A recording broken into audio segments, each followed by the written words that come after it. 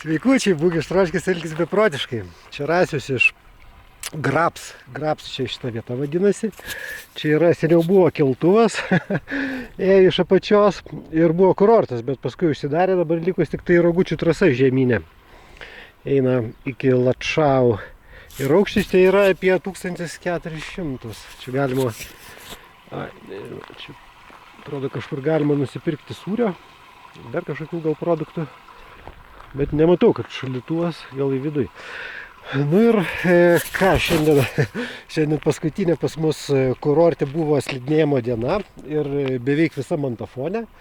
Tai vat, važiuojant į viršų dar mačiau, sėdėjo chebra po darbą, keltuvai baigėsi, jau atidarė Rogučių trasą šiandien paprastų su Alpin Coaster, tokiu kaip anykščiuose.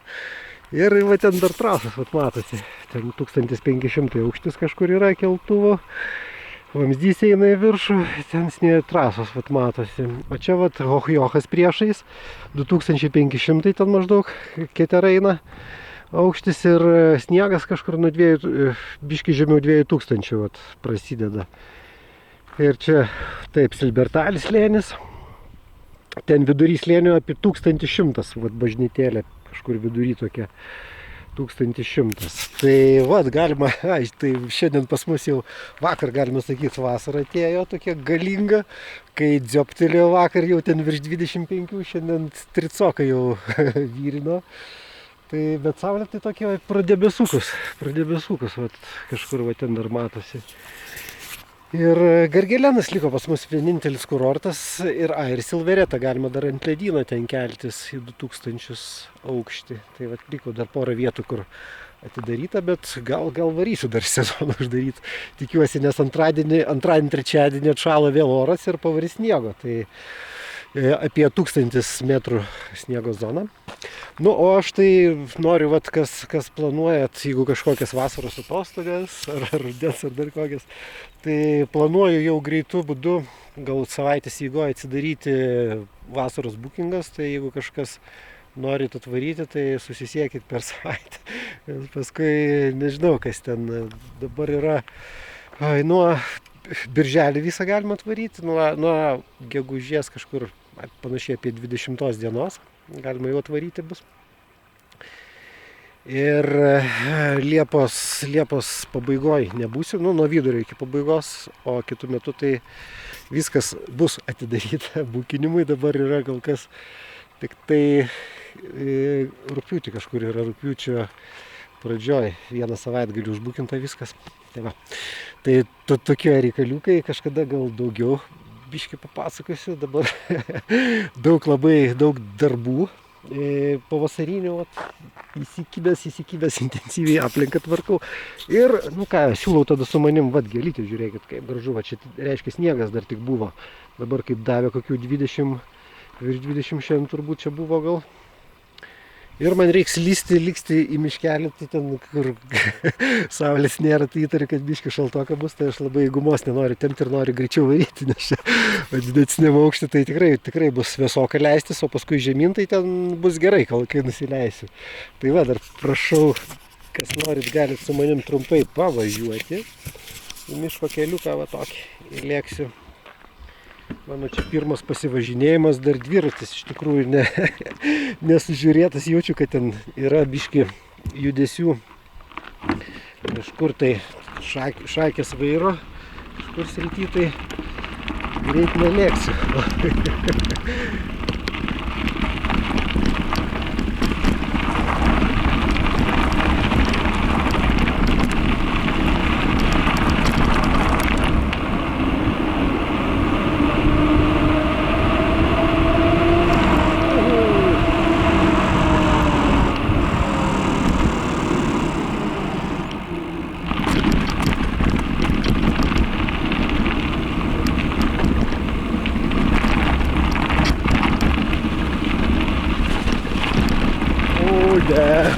O ne.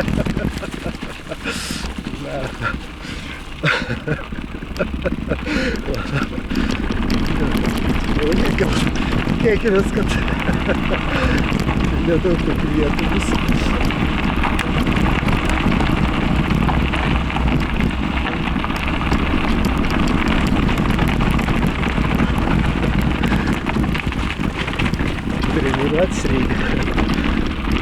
labai nevažinėjęs visą žiemą.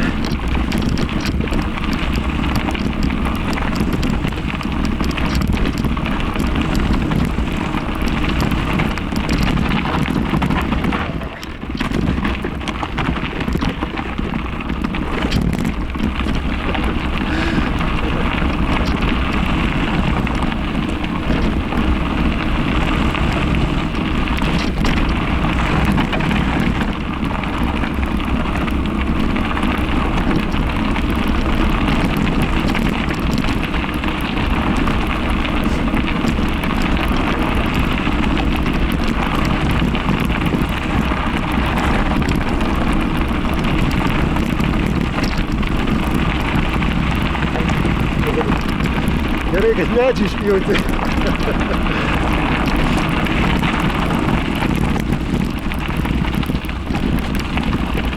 Ta trasa yra M3 dviračių maratono.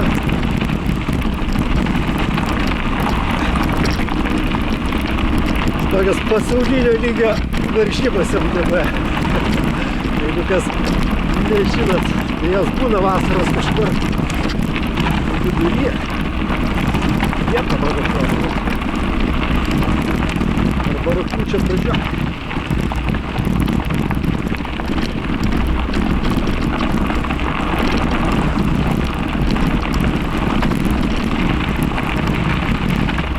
Vėl kažkada ant stabdžių gerai čia pjausti, tai jau.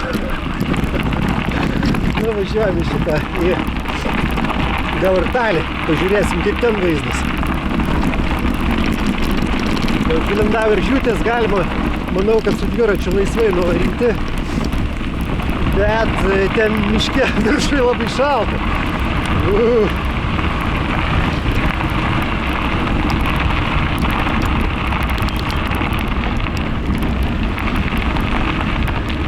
A, čia sniegas dar buvo, turbūt prieš porą dienų.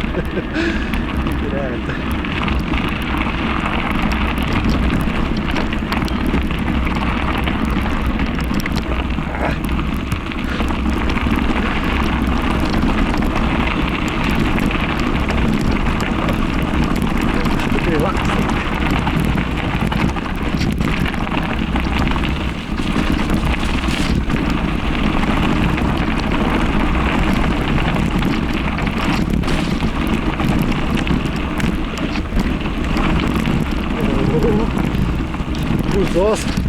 Buzos, tokios pavasariškos, šviežios, šaltos, su Alpių sniegu, kad ištirpus.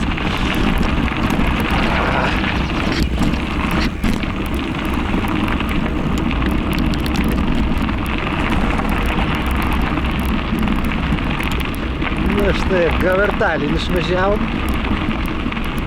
Oi, kaip gražiai atrodo dar feisiukai. Tai vat, pradėjo vakar čia smarkiai lavinos eiti.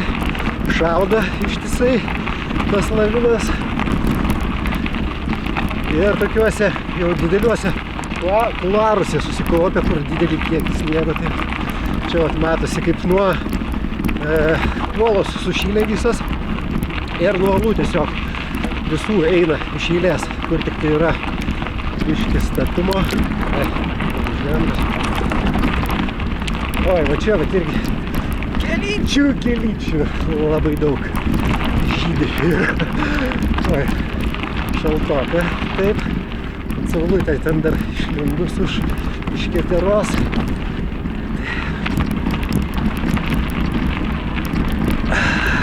Ta-ta. Oi, kaip gražu čia. Na, vat negaliu jums neparodyti. Stojam, greitai bėgam. Čia biškį purvo nukrito viskas. Sustojam, vat ganykla labai gražiai aptverta. Žiūrėkit kaip.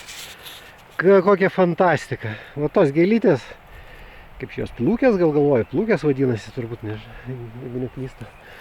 Ir mėlyni, tai vadinasi kažkaip kalnų varpeliai čia išvertus. Ir va, žiūrėkit, čia va, labai geras pavyzdys yra tipinė montafono tvora, kuri statoma be jokių Nu, čia metalas įdėta, bet be vinių tiesiog. Yra 2 pagaliai kišama lenta ir yra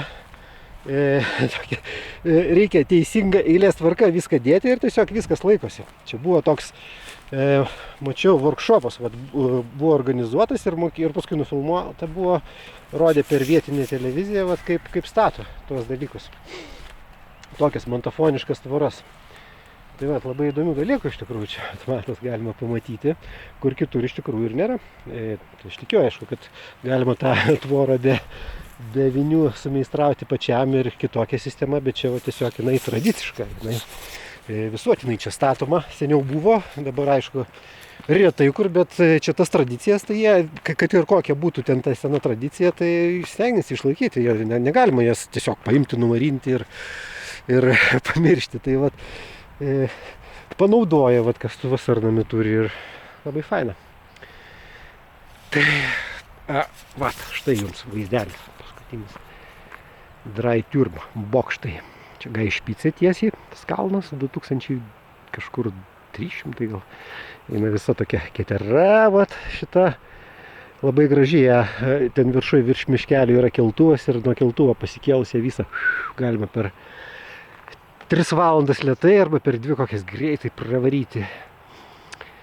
Tai ir čia tokie vaizdai pas mus montafone, tai ačiū visiems už dėmesį. Padarysiu kažkada kitą video, nes dažniau ištrūks jau pavyks ir su dviratuku ir pahaikinti jau atsiras proga. Ir gal ir slidinė dar vieną kartą pavyks. Tai čia buvo Rasius iš Muntafų, Bogistraškės elgis beprotiškai. Ačiū visiems už dėmesį, iki kitų kartų, gražaus pavasario.